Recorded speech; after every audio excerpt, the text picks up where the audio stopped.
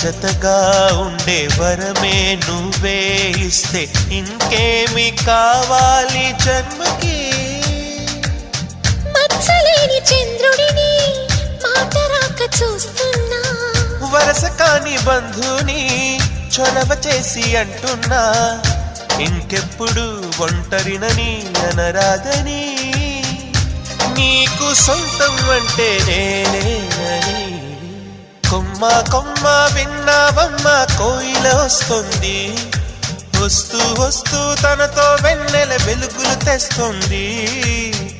ఏవమ్మ మరుమల్లి తోరణాలు కడతావా, చిలకమ్మ ఎదురేగి స్వాగతాలు చెబుతావా.